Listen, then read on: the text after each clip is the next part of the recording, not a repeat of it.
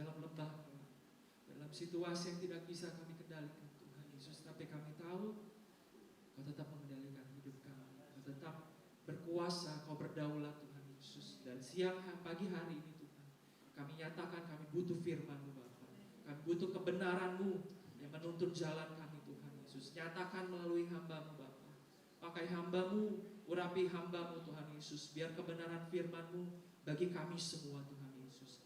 Kami mau buka hati kami siapkan pikiran kami Tuhan Yesus, biar kuasa-Mu bekerja bagi kami semua. Kami boleh duduk diam mendengarkan firman-Mu dengan baik Tuhan Yesus. Terima kasih Bapa, terima kasih Tuhan. Kami serahkan pemberitaan firman-Mu hanya di dalam nama Tuhan Yesus Kristus. Kami telah berdoa dan mengucap syukur. Haleluya. Amin. Semua boleh duduk.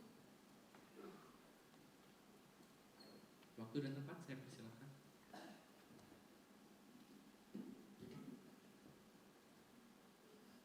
Haleluya. Haleluya ada? Ada haleluya? Puji Tuhan. Tetap antusias, semangat, karena Allah kita Allah yang hidup. Amin. Saya bersyukur, berterima kasih kepada Tuhan, juga kepada Bapak Gembala atas kepercayaan yang diberikan untuk menjadi pembicara pada pagi hari ini.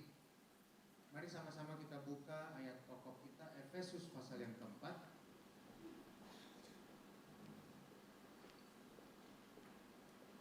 Efesus pasal yang keempat, kita baca ayat yang ke-16. Efesus pasal yang keempat, ayat 16.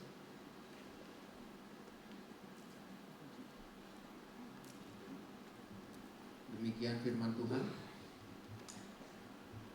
Daripadanya lah seluruh tubuh yang rapi tersusun dan diikat menjadi satu oleh pelayanan semua bagiannya, sesuai dengan kadar pekerjaan tiap-tiap anggota, menerima pertumbuhannya dan membangun dirinya dalam kasih.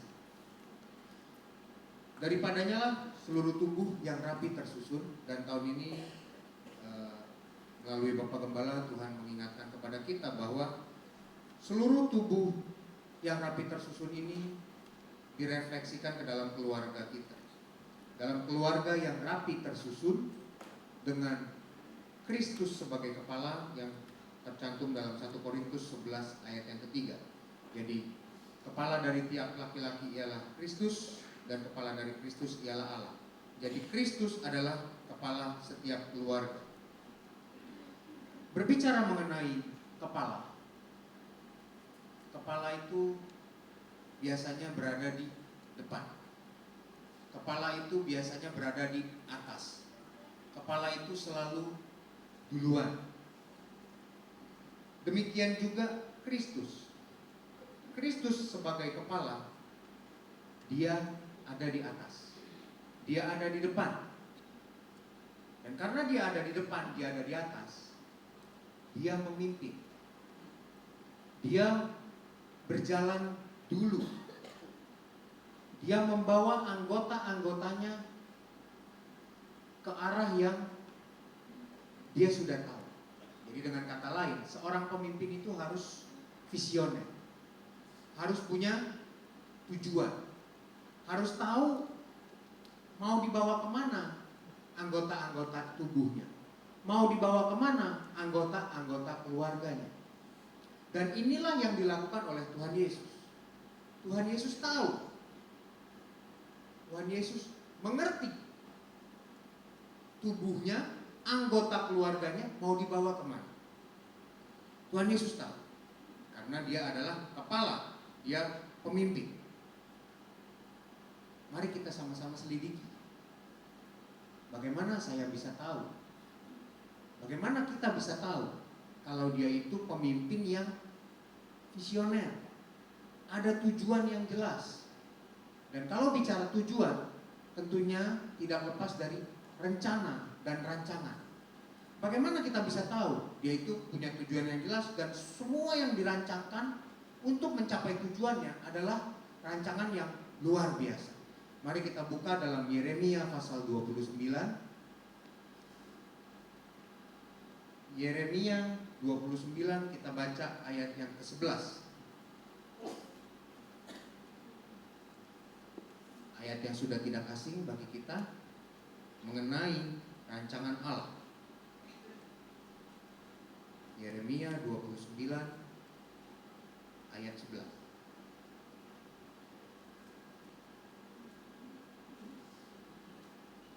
Sudah dapat? Mari kita simak baik-baik Yeremia 29 ayat yang ke-11. Sebab aku ini mengetahui rancangan-rancangan apa yang ada padaku mengenai kamu. Demikianlah firman Tuhan, yaitu rancangan damai sejahtera dan bukan rancangan kecelakaan, untuk memberikan kepadamu hari depan yang penuh harapan. Tuhan Yesus sebagai kepala tahu, dia sudah punya visi, dia sudah punya tujuan, mau dibawa kemana anggota-anggota keluarganya, yaitu kita semua.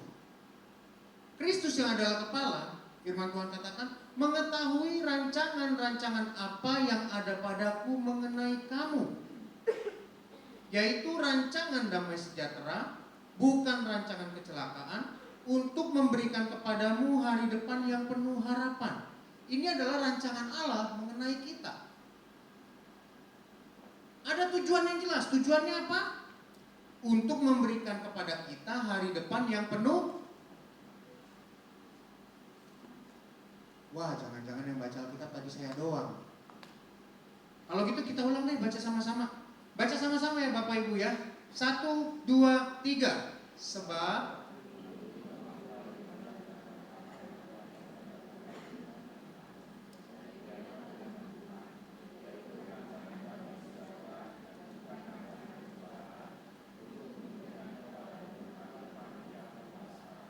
puji Tuhan, walaupun suaranya kayak tawon di sini kedengaran, nggak apa-apa.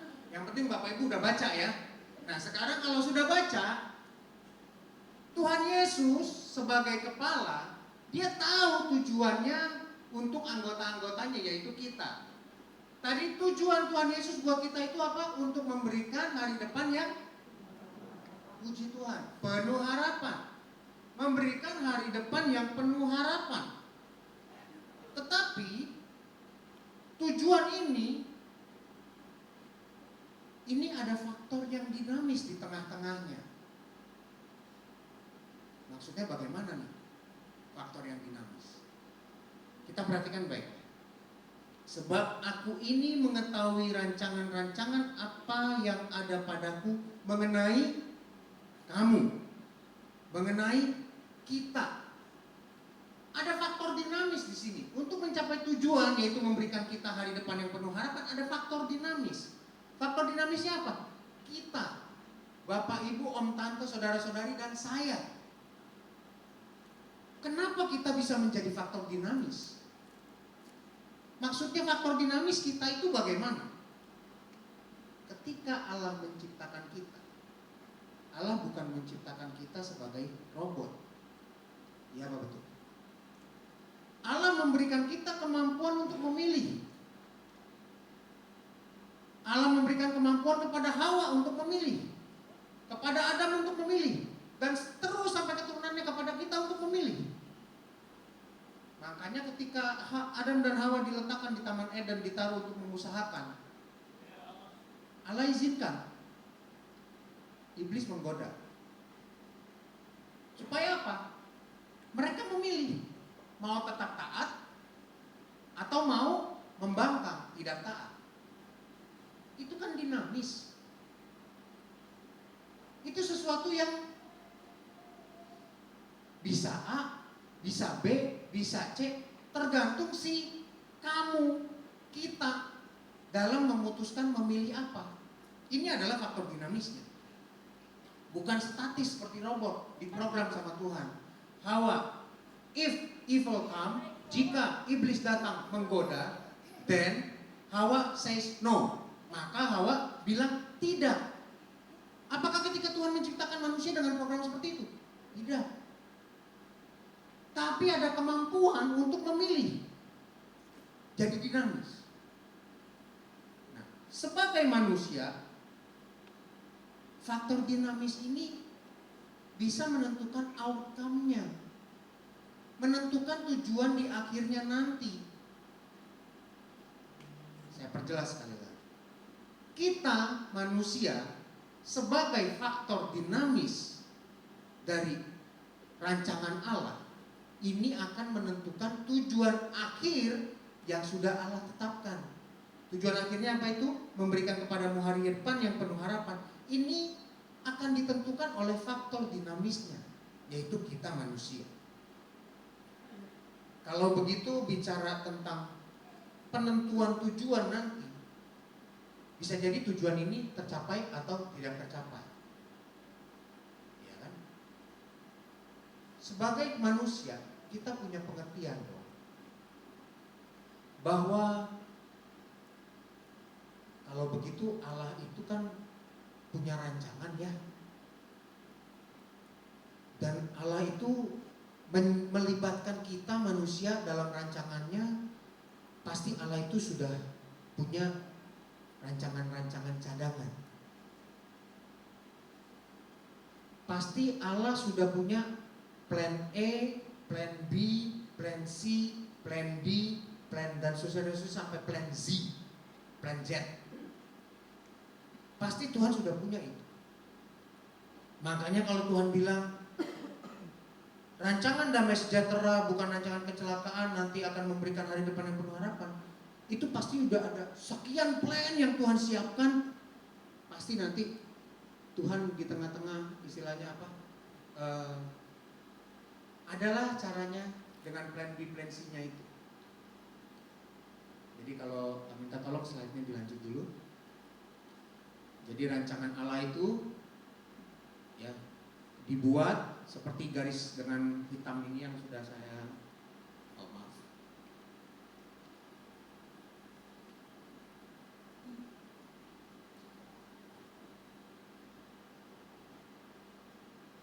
Nah, jadi rancangan Allah ini seperti garis hitam yang sudah saya gambarkan di sini untuk mencapai tujuan. Ini rancangan Allah. Ya. Sekarang kita lihat. Tadi saya terakhir menjelaskan tentang adanya plan A, plan B, plan C, dan seterusnya, dan seterusnya. Sekarang kita lihat. Ada nggak sih di Alkitab kejadian sejarah yang bisa kita pelajari sehingga kita bisa mengerti mengenai tujuan rancangan Allah yang dibuat oleh Kristus sebagai kepala, sehingga kita bisa tahu outcome-nya kita itu nanti kayak apa sih? Ya. Mari kita sama-sama buka dalam Kejadian pasal 12. Kejadian pasal 12. Kita baca ayat 1 sampai 3.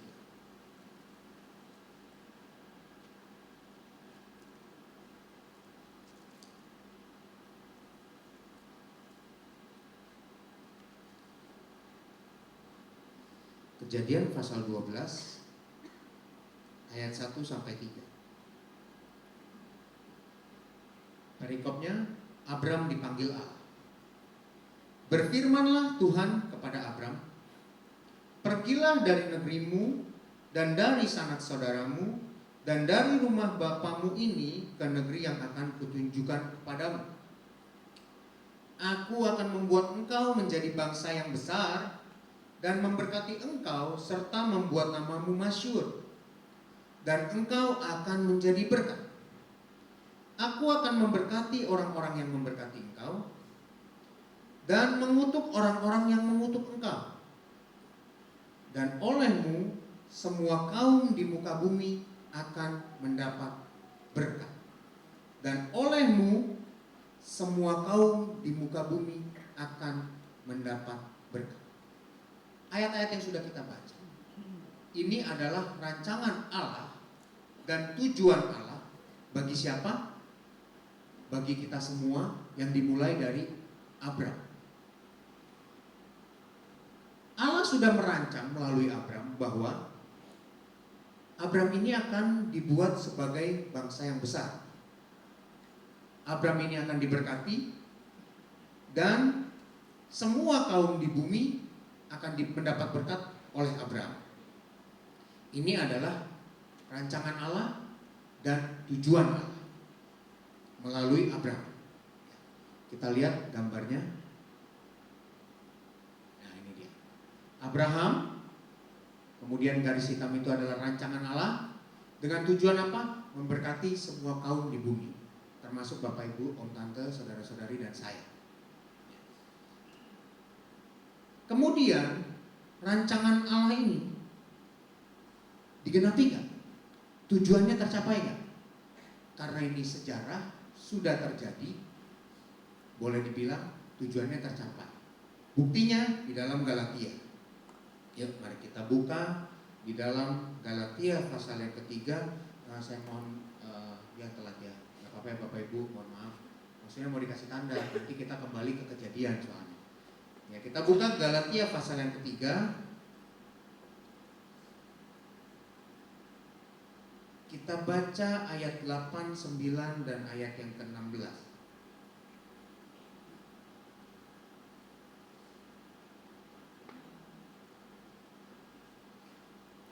Galatia 3 ayat 8, 9 dan ayat yang ke-16. Firman Tuhan. Dan kitab suci yang sebelumnya mengetahui bahwa Allah membenarkan orang-orang bukan Yahudi oleh karena iman, telah terlebih dahulu memberitakan Injil kepada Abraham. Olehmu segala bangsa akan diberkati. Olehmu segala bangsa akan diberkati. Jadi mereka yang hidup dari iman, merekalah yang diberkati bersama-sama dengan Abraham yang beriman itu. Maksudnya bagaimana? Jadi kita orang-orang yang beriman kepada Kristus, kita diberkati bersama-sama dengan Abraham. Ayat yang ke-16. Adapun kepada Abraham diucapkan segala janji itu, dan kepada keturunannya.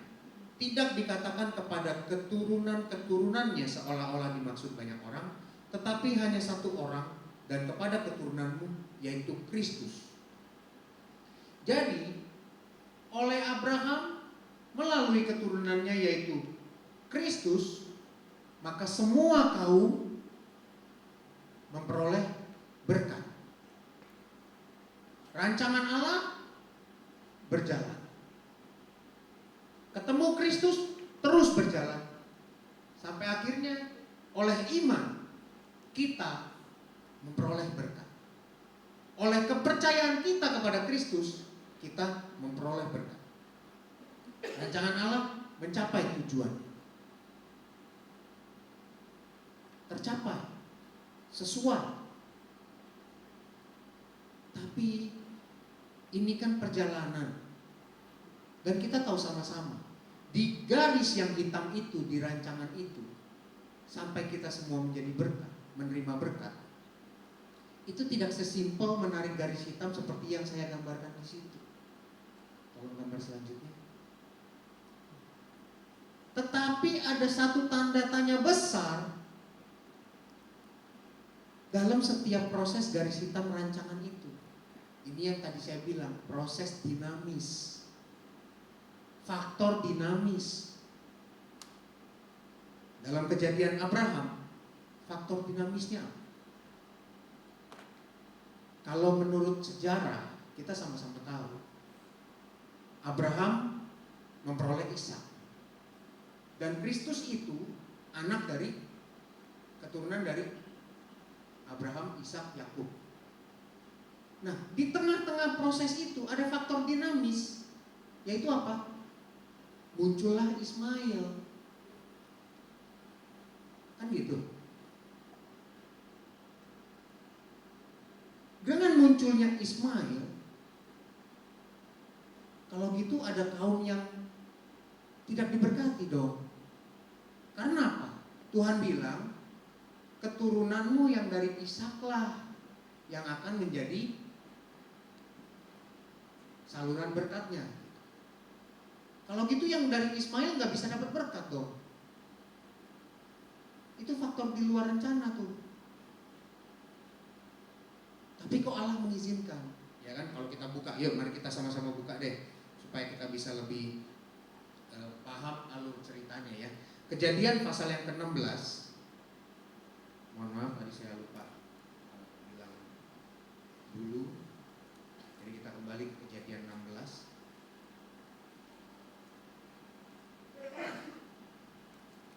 Kejadian pasal yang ke-16, kita baca ayat 1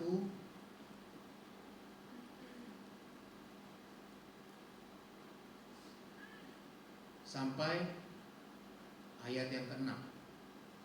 Kejadian 16 ayat 1 sampai ayat 6. Hagar dan Ismail. Adapun Sarai, istri Abram itu tidak beranak. Ia mempunyai seorang hamba perempuan, orang Mesir, Hagar namanya. Berkatalah Sarai kepada Abram, engkau tahu Tuhan tidak memberi aku melahirkan anak. Karena itu baiklah hampiri hambaku itu. Mungkin oleh dialah aku dapat memperoleh seorang anak. Dan Abram mendengarkan perkataan Sarai. Jadi Sarai istri Abram itu mengambil Hagar, hambanya orang Mesir itu, yakni ketika Abram telah 10 tahun tinggal di tanah Kanaan, lalu memberikannya kepada Abram suaminya untuk menjadi istrinya. Abram menghampiri Hagar, lalu mengandunglah perempuan itu. Ketika Hagar tahu bahwa ia mengandung, maka ia memandang rendah akan nyonyanya itu. Lalu berkatalah Sarai kepada Abram, penghinaan yang kuderita ini adalah tanggung jawabmu. Akulah yang memberikan hambaku ke pangkuanmu, tetapi baru saja ia tahu bahwa ia mengandung, ia memandang rendah akan aku. Tuhan kiranya akan menjadi hakim antara aku dan engkau. Kata Abram kepada Sarai, hambamu itu di bawah kekuasaanmu, perbuatlah kepadanya apa yang kau pandang baik. Lalu Sarai menindas Hagar sehingga ia lari meninggalkannya. Allah sudah merancang melalui keturunan Abraham, semua kaum akan mendapat berkat. Tujuannya semua kaum akan mendapat berkat. Tetapi di tengah-tengah ada faktor dinamis, yaitu siapa? Sarai. Sarai merasa bahwa dia sudah tua. Allah menjanjikan keturunan, tapi dia sudah tua. Mau memperoleh keturunan dari mana? Nah ini dia. Rancangan Allah yang sempurna mulai ada gangguan dari faktor dinamis. Pola pikir manusia. Akhirnya Sarai bilang kepada Abram, Papa, ini aku sudah tua. Aku kayaknya udah gak mungkin deh punya anak, Pak. Udah papi lihat aja tuh si Hagar, ya. Hampirilah dia, kali aja nanti lewat Hagar kita bisa punya keturunan. Alhasil kejadianlah, kemudian Hagar mengandung. Dan Hagar memandang rendah kepada Sarai. Kemudian Sarai itu menindas Hagar sehingga Hagar kabur. Kemudian setelah Hagar kabur, apa yang Allah lakukan? Ayat yang ke-7 kita sambung. Lalu malaikat Tuhan menjumpainya dekat suatu mata air di padang gurun, yakni dekat mata air di jalan ke Syur. Katanya, Hagar, hamba Sarai, dari manakah datangmu dan kemanakah pergimu? Jawabnya, aku lari meninggalkan Sarai, nyonyaku. Lalu kata malaikat Tuhan itu kepadanya, kembalilah kepada nyonyamu, biarkanlah engkau ditindas di bawah kekuasaannya. Lagi kata malaikat Tuhan itu kepadanya, aku akan membuat sangat banyak keturunanmu, sehingga tidak dapat dihitung karena banyaknya. Selanjutnya kata malaikat Tuhan itu kepadanya, engkau mengandung dan akan melahirkan seorang anak laki-laki dan akan menamainya Ismail.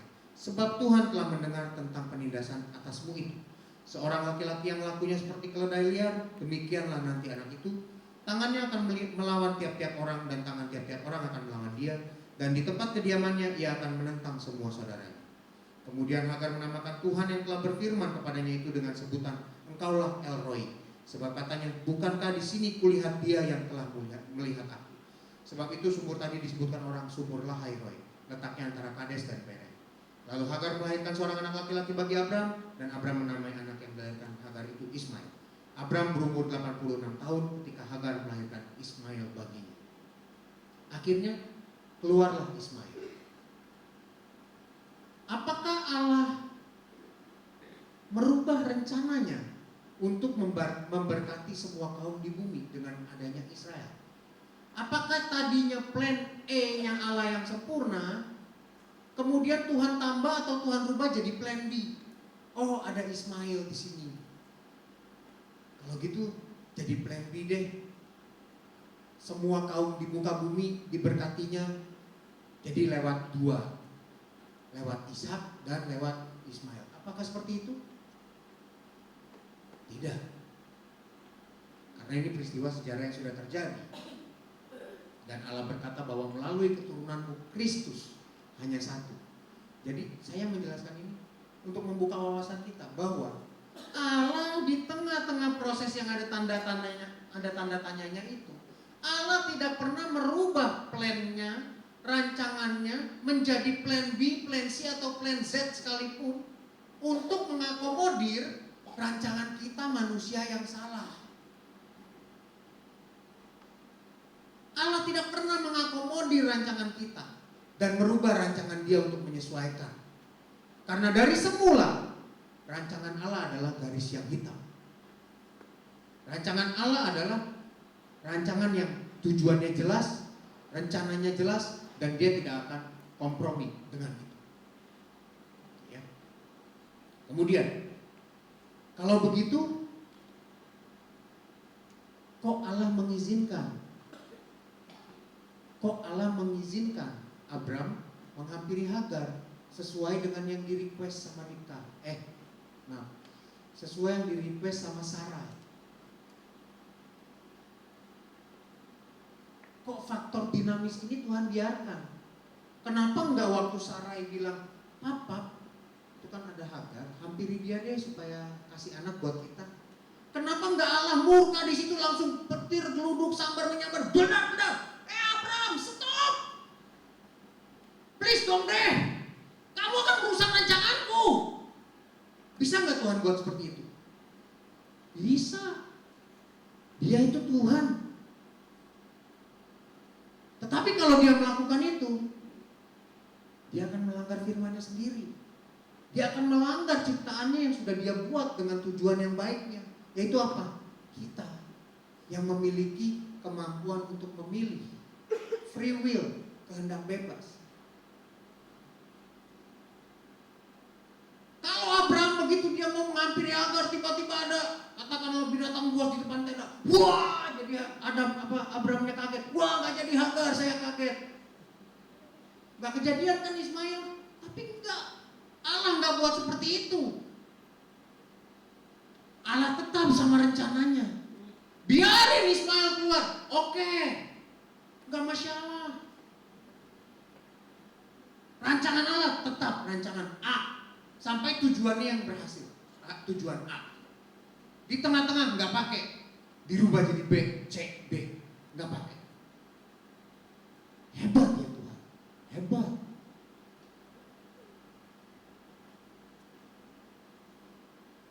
Allah mengizinkan, bukan berarti Allah merubah rencana. Sekali lagi, saya perjelas sekali lagi saya perjelas. Allah mengizinkan kita salah dalam mengerjakan rancangan Allah, bukan berarti karena Allah sudah siap dengan plan B, plan C, plan D, bukan. Tetapi Allah sanggup membuat rencana kita yang ngaco, yang salah. Allah sanggup membuat rencana itu jadi sinergi dengan rancangan Allah, jadi sejalan dengan rancangan Allah. Minta tolong gambar selanjutnya. Nah ini, kalau saya gambarkan begini, yang hitam adalah rancangan Allah dengan tujuannya yang hitam. Okay. Dan yang merah itu adalah rancangan manusia. Jadi kita mungkin awal-awal ikut rancangan Allah. Tetapi begitu sampai tengah atau sampai baru 1/4, 1/3 rancangan Allah berjalan, ada kendala. Kita sebagai manusia mulai punya plan A, plan B, plan C. Nah ini yang salah. Bukan Allah yang salah kemudian Allah punya plan B, plan C, bukan. Kita manusia yang gagal paham untuk mengerti rancangan Allah, Makanya kita manusia yang bikin itu plan A, plan B, plan C. Akhirnya keluarlah garis-garis yang merah itu.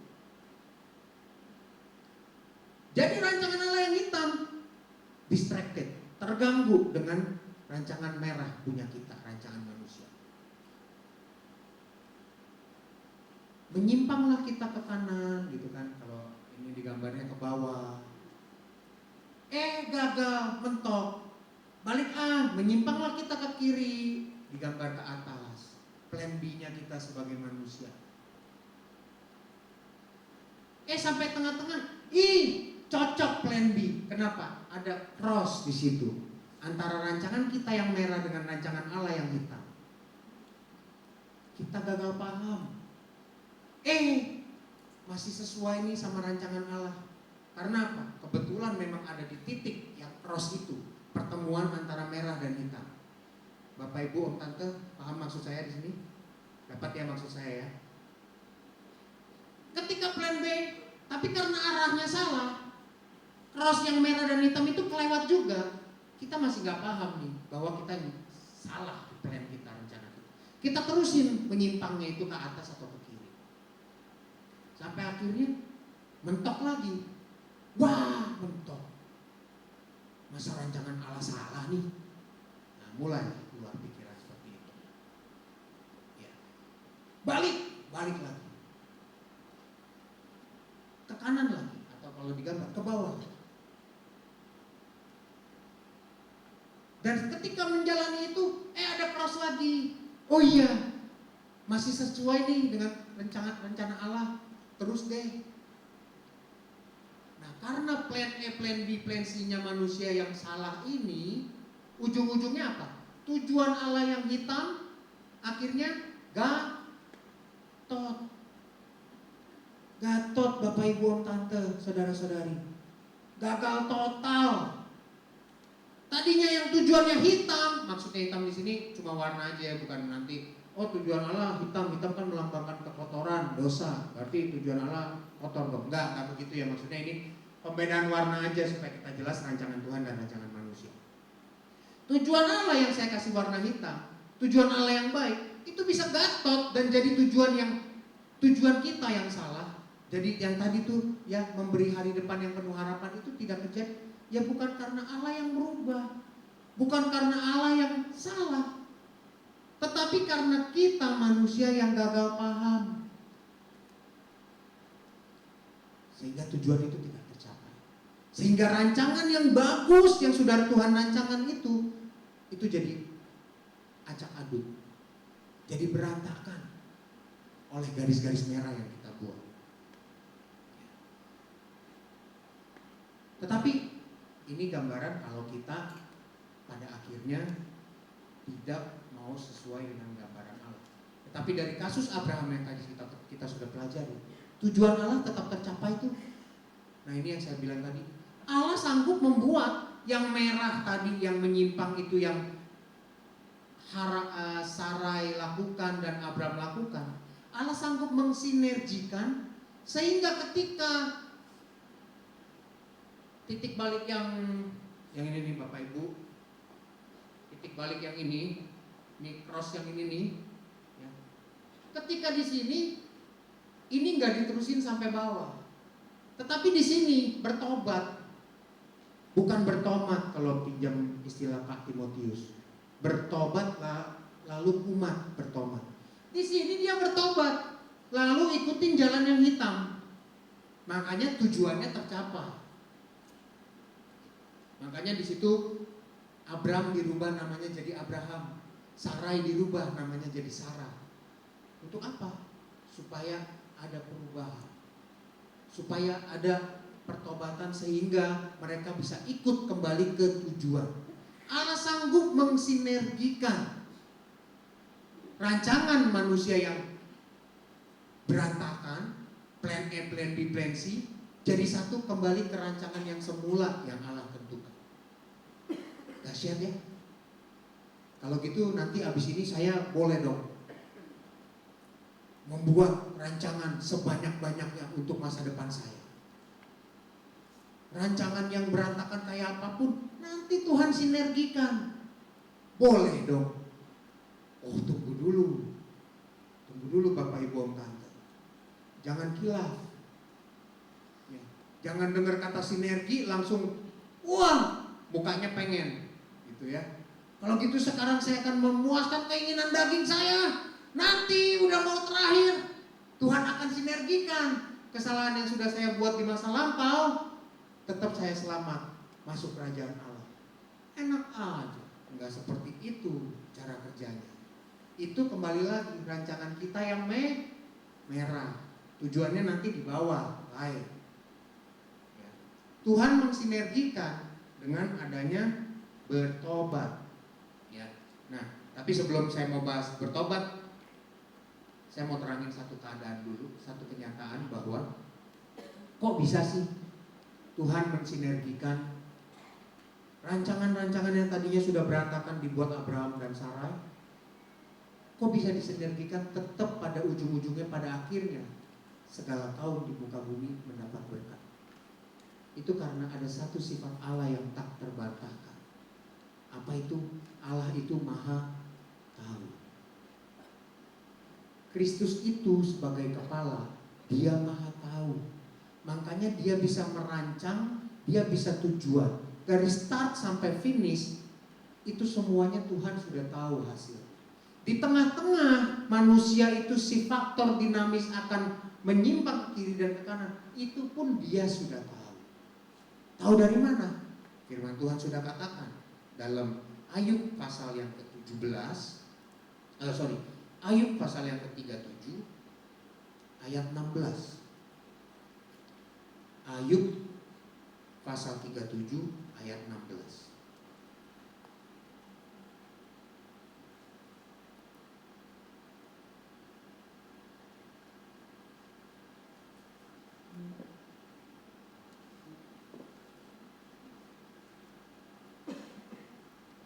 Ayub 37 ayat 16, firman Tuhan. Tahukah engkau tentang melayangnya awan-awan?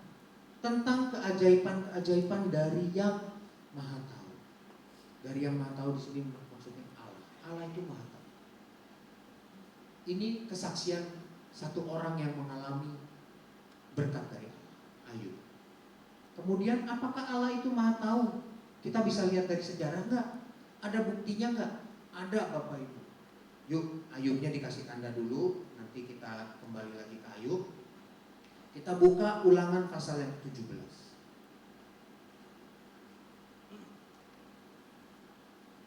Ulangan pasal 17. Kita baca ayat 14 dan ayat 15.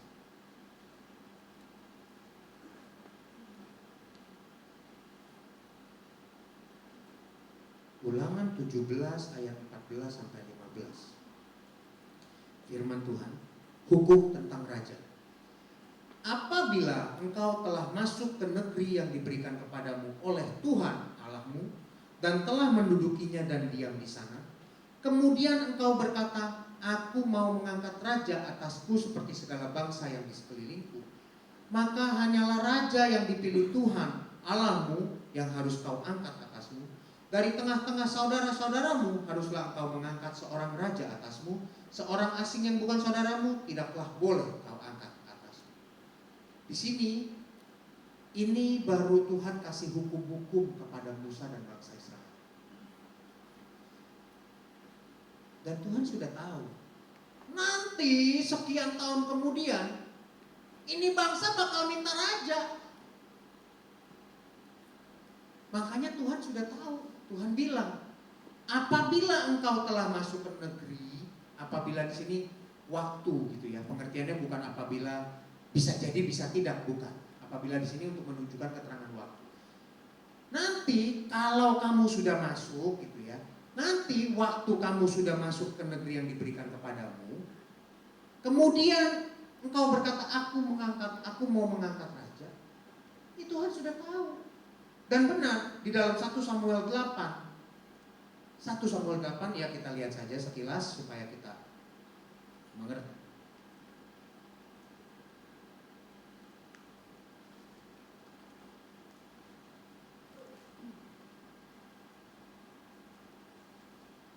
1 Samuel 8 kita baca ayat 1 sampai ayat yang ke-6.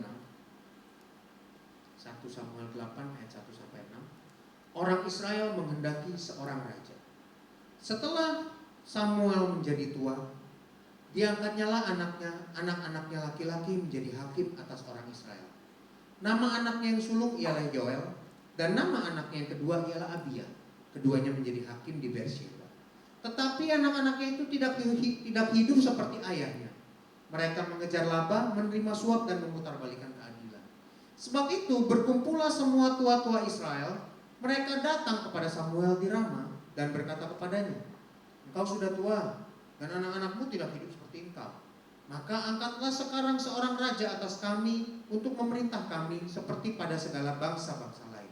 Waktu mereka berkata, "Berikanlah kepada kami seorang raja untuk memerintah kami," perkataan itu mengesalkan Samuel. Maka berdoalah Samuel kepada Tuhan. Tepat kejadian, Allah sudah tahu. Sebelumnya Allah sudah tahu dari Ulangan yang tadi kita sudah baca. Kalau engkau sudah masuk ke tanah itu, kemudian engkau meminta raja, Tuhan udah kasih syarat-syaratnya. Harus orang Israel benar. Kemudian dia jangan memelihara banyak kuda. Tadi di Ulangan 17. Kemudian dia harus memperkatakan kitab Taurat. Disalin lagi. Tuhan sudah kasih syarat-syaratnya. Karena apa? Tuhan sudah tahu. Karena Tuhan sudah tahu start dan tujuannya, jadi awal garis hitam sampai tujuan Allah sudah tahu. Makanya di tengah-tengah ada penyimpangan-penyimpangan, Tuhan gak pusing. Tuhan gak akan merubah garis hitamnya menyesuaikan dengan kita punya garis yang merah. Tidak akan. Tetapi kita yang harus kembali. Garis merahnya itu yang harus kembali ikut di garis hitam. Sampai sini Bapak Ibu Om Tante jelas? Ya. Jadi rancangan Allah, visi Allah, tujuan yang Allah tetapkan buat kita, itu perlu kita ikuti. Perlu kita ikuti dengan persepsi yang Allah inginkan, bukan dengan persepsi yang kita punya. Bukan kalau mentok kemudian kita seenaknya bisa bikin plan B, plan C. Karena apa? Kita tidak maha tahu. Kristus sang kepala maha tahu. Allah maha tahu. Kalau gitu solusinya gimana dong? Kalau saya sedang ikuti rancangan Allah, tiba-tiba di tengah saya ketemu masalah. Sama seperti Abraham dan Sarai. Allah janjikan nanti kamu akan punya anak. Di tengah-tengah, ini saya sudah tua belum punya anak. What should I do? Saya harus bagaimana? Taruh diri kita dalam posisi Allah. Ya. Bagaimana caranya itu? Mari kita buka dalam Ayub 42 ayat 2. Kembali ke Ayub tapi pasalnya 42. Ayub 42 ayat yang kedua. Firman Tuhan, "Aku tahu bahwa engkau sanggup melakukan segala sesuatu, dan tidak ada rencanamu yang gagal." Jadi solusinya bagaimana? Satu, kita mesti punya pola pikir bahwa Allah itu tahu segala sesuatu, Dia sanggup melakukan segala sesuatu, dan rancangannya tidak ada yang gagal. Dalam bahasa aslinya ini bisa, rencana ini, kata aslinya ini mengandung dua arti. Arti yang pertama rencana, seperti yang digunakan dalam terjemahan bahasa Indonesia. Arti yang kedua tujuan. Dalam bahasa Inggris digunakan kata ini, purpose. Jadi dalam hal ini, dan tidak ada rencana, boleh saya katakan, dan tujuan Allah yang gagal. Miliki pola pikir ini. Jadi kalau Allah sudah menentukan kita ini akan memiliki hari depan yang penuh harapan, rencana Allah gagal nggak? Tidak akan gagal. Tidak akan gagal. itu tidak akan gagal selama kita punya pola pikir, ya. Kita pola pikirnya apa? Kita ikut di garis yang hitam itu. Memiliki satu pola pikir dengan Allah. Memiliki satu perahu dengan Allah. Memiliki satu kendaraan dengan Allah. Jadi waktu jalan menjalani rancangannya, kita searah. Jadi sampai nanti di tujuannya yang garis hitam, tujuannya tulisannya hitam. Tapi kalau kita punya pola pikir yang berbeda, ketemu masalah mentok, cari plan alternatif, cari rencana alternatif, cari tujuan alternatif. Ya jangan salahkan kalau rancangan Allah tidak terjadi pada kita. Jangan salahkan kalau gerombolan segala kaum yang menerima berkat, gerombolan itu tidak ada kita di dalamnya. Karena rancangan itu pasti terjadi gak? Pasti terjadi. Kitanya yang gak kebagian. Ya salahmu sendiri. Ya, jadi solusi yang pertama, tempatkan pola pikir kita sama seperti pola pikir Kristus. Maka firman Tuhan ada yang katakan, tapi kita memiliki pikiran Kristus dalam Korintus.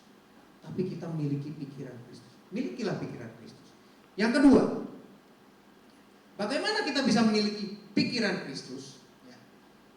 Roma 12 ayat yang kedua. Roma 12 ayat yang kedua. Sedikit waktu lagi ya Bapak Ibu. Tetap konsentrasi, jaga fokus. Roma pasal 12 ayat yang kedua.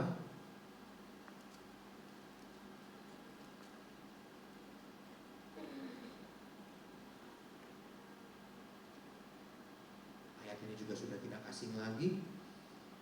Janganlah kamu menjadi serupa dengan dunia ini, tetapi berubahlah oleh pembaharuan budimu, sehingga kamu dapat membedakan manakah kehendak Allah, apa yang baik, yang berkenan kepada Allah, dan yang sempurna.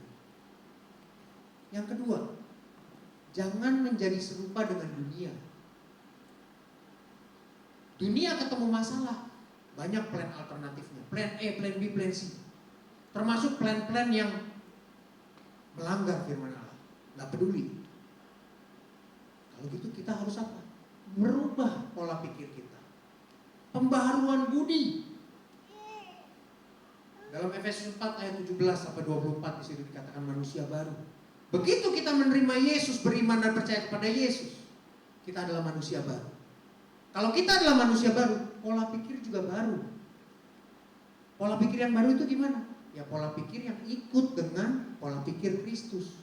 Supaya apa? Supaya kita bisa membedakan yang mana kehendak Allah, apa yang baik, yang berkenan kepada Allah, dan yang sempurna. Supaya kita bisa bedain ini rancangan Allah ini yang sempurna. Jangan kita ganti dengan rancangan kita yang berantakan. Itu yang kedua.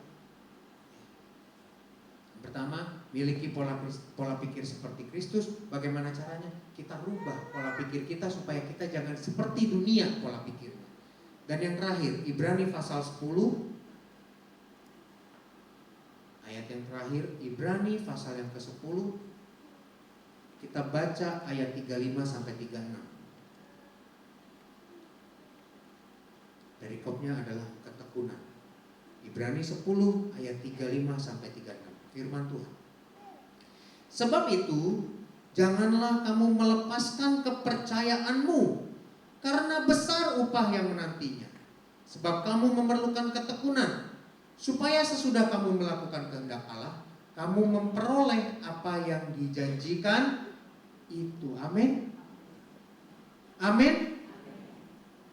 Bapak Ibu masih fokus gak nih? Masih antusias gak? Haleluya. Ada haleluya. Kalau begitu jangan melepaskan kepercayaanmu.